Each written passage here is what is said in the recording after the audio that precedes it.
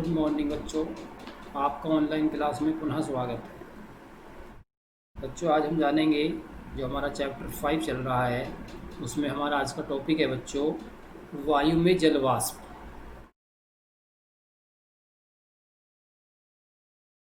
वायु में जल वाष्प विद्यमान होती है। हम वायु में जल वाष्प की उपस्थिति को आसानी से प्रमाणित कर सकते हैं। तो बच्चों, क्या है जो वायु है, हवा है, इसमें बच्चों क्या है, जल वाष्प विद्यमान होता है। अब उसको हम कैसे प्रमाणित करेंगे, कैसे सिद्ध करेंगे कि वायु में जल वाष्प उपस्थित होता है। उसके लिए हम एक प्रयोग करेंगे बच्चों। एक गिलास जो है हम ठंडा पानी लेंगे, कुछ ही सेकंड में उसकी बाहरी सतह पर पानी की बूंदें दिखेंगी। आपने देखा होगा बच्चों कि यदि हम फ्रिज में से पानी लेते हैं, उसे गिलासों में करते हैं, तो उसकी बाहरी सतह पर बच्चों क्या होता है कि कुछ पानी की बूंदें आपको नजर आएंगी। इसमें आश्चर्य करने वाली बात कुछ नहीं है, क्योंकि ये बूंदें वायुमंडल से आई हैं। जब वायु गिलास की ठंडी सतह के संपर्क में आता है, तब बच्चों क्या होता है, जल वाष्प संघनित होकर बूंदों के रूप में परिवर्तित हो जाता है। यह जल वाष्प का बच्चों एक गैसीय अवस्था है। यह एक विशेषता है कि यह ठोस, हिम या द्रव जल के रूप में परिवर्तित हो सकती है। तो जो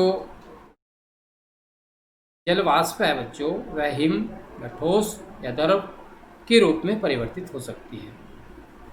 वायु में जल वाष्प का मुख्य स्रोत जल राशियों जैसे, वायु में जल वाष्प के मुख्य स्रोत कौन कौन से बच्चों, महासागर, समुद्र, नदी, झील आदि सब वाष्पीकरण के ही रूप हैं।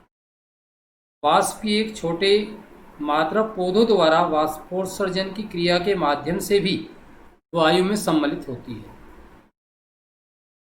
वायु में जल वाष्प की मात्रा स्थान और समय के अनुसार अलग अलग होती है।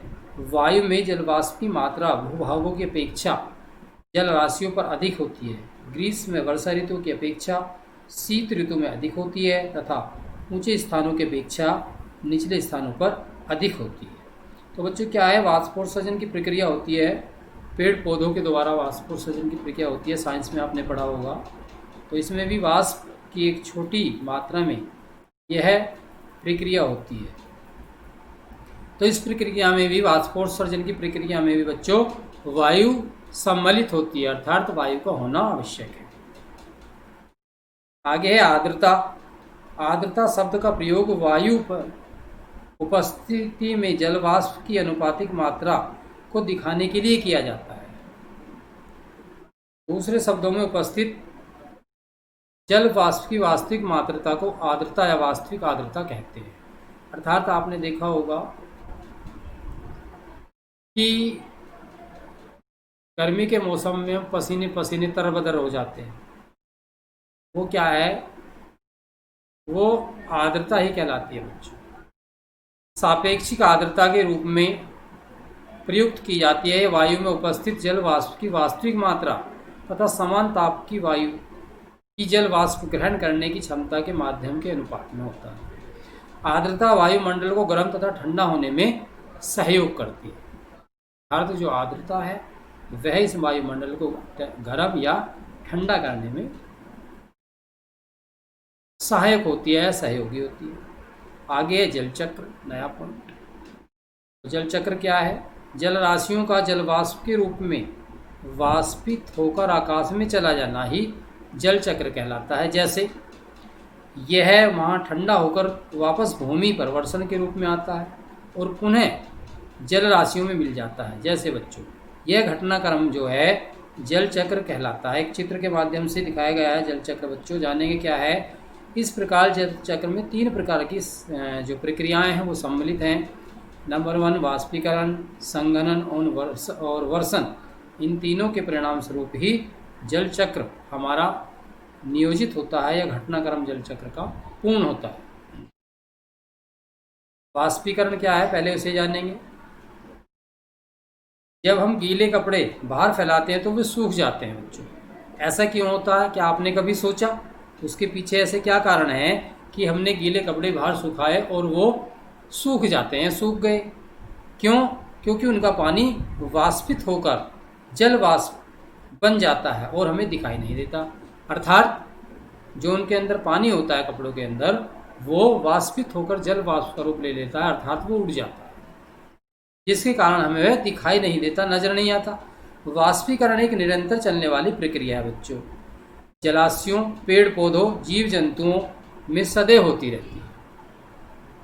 वाष्पीकरण की मात्रा बहुत से घटकों पर निर्भर करती है, जैसे तापमान, वायु में शुष्कता की मात्रा और वायु की गति। ये ऐसे तीनों कारक हैं कुछ जो वाष्पीकरण की प्रक्रिया को प्रभावित करते हैं। अर्थात वह कम गति से वाष्पीकरण होगा या तीव्र गति से वाष्पीकरण होगा। गर्म वायु तथा ठंडी वायु की अपेक्षा अधिक वाष्पित होती है। जो गर्म वायु है वह ठंडी वायु की अपेक्षा अधिक वाष्पन की प्रक्रिया को पूरा करती है। शुष्क वायु में नम वायु की अपेक्षा नमी को ग्रहण करने की क्षमता भी बच्चों अधिक होती है। जब तीव्र वायु चलती है तब वाष्पीकरण अधिक होता है। आपने देखा होगा जब तीव्र गति से हवा चलती है, पवन चलती है, तो हमारे कपड़े, जो गीले कपड़े हैं, वो अधिक जल्दी से सूख जाते हैं। तो इससे ज्ञात होता है कि चलती हुई वायु में जो है, तीव्र वायु में जो है वाष्पीकरण अधिक मात्रा में होता है। संघनन, संघनन क्या है बच्चों, उसे भी जानेंगे। नेक्स्ट टॉपिक आपका, वायु में जल वाष्प को ग्रहण करने की क्षमता सीमित होती है। अर्थात किसी निश्चित तापमान पर वायु जल वाष्प की मात्रा को निश्चित ही ग्रहण कर सकती है।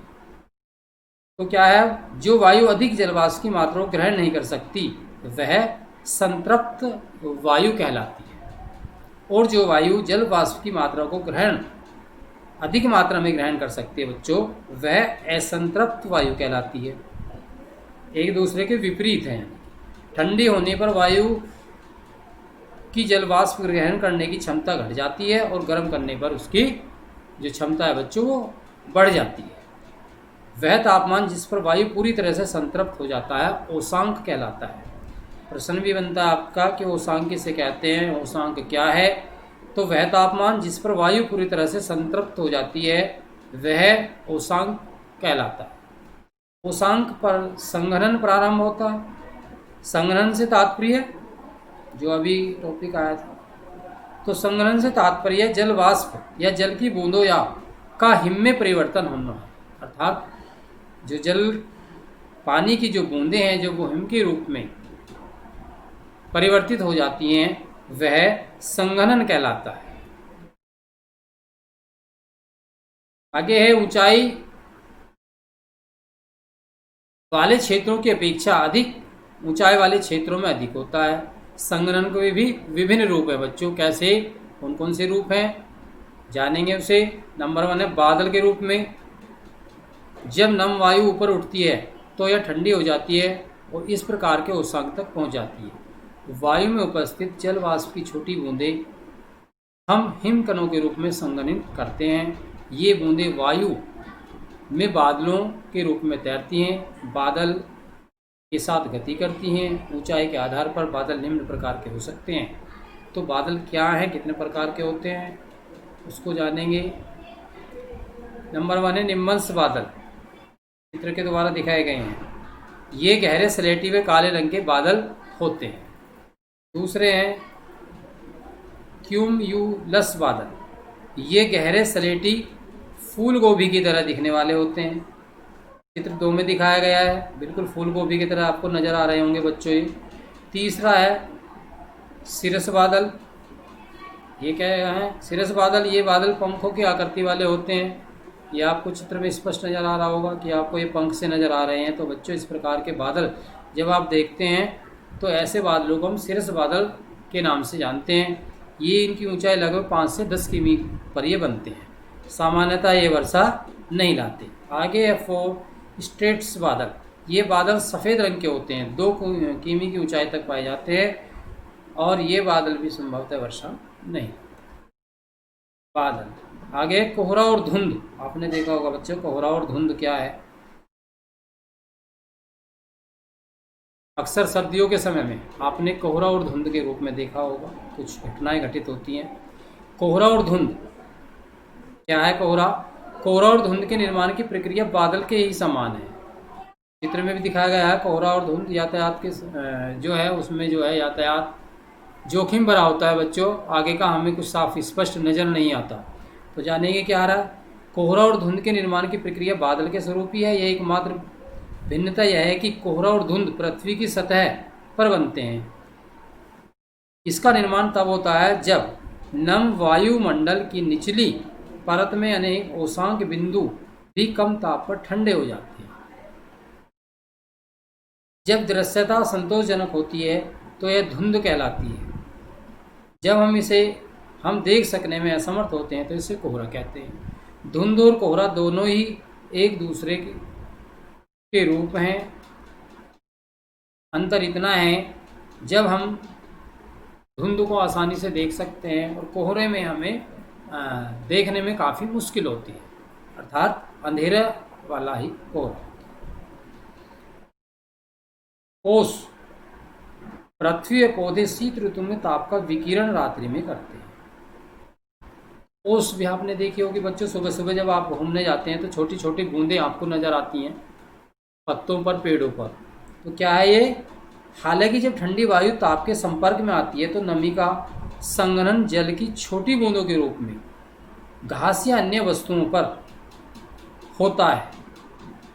ये बूंदें ओस कहलाती हैं। ओस शांत व स्वच्छ शीत रात्रि में पड़ती हैं। अर्थात सर्दियों के मौसम में आपने पेड़ पौधों पर छोटी छोटी बूंदें देखी होंगी बच्चों, तो जिनको हम ओस के रूप में जानते हैं, इनको हम कहते हैं ओस। तो ये भी क्या है, ये भी जल की छोटी छोटी बूंदें हैं। कैसे। संघनन जल की छोटी बूंदें। फिर है पाला। जब ओस की बूंदें निम्न ताप के कारण जम जाती हैं तो यह पाला कहलाता है। जब टेम्परेचर बच्चों कम हो जाता है, जो ओस की बूंदें होती हैं बारीक बारीक छोटी छोटी सी बूंदें, वो जब कहीं इसी स्थान पर जम जाती हैं तो वो पाले की शक्ल को धारण कर लेती हैं। सफ़ेद सफ़ेद आपने सर्दियों के मौसम में देखा होगा, सफ़ेद सफ़ेद चून सा आपको नज़र आता होगा फैला हुआ, वह पाला होता है।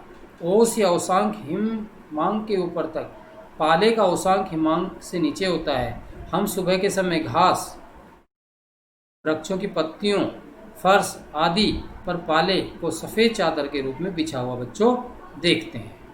तो वे क्या है, वो भी जो है बच्चों पाला है। अर्थात वायुमंडल में होने वाली विभिन्न प्रक्रियाओं के भिन्न भिन्न रूप को हमने इस चैप्टर के अध्ययन के माध्यम से बच्चों जाना। तो ये चैप्टर आपका इस प्रकार पूर्ण होता है। नेक्स्ट वीडियो में नया चैप्टर लेकर हम आपके सामने पुनः उपस्थित होंगे। धन्यवाद।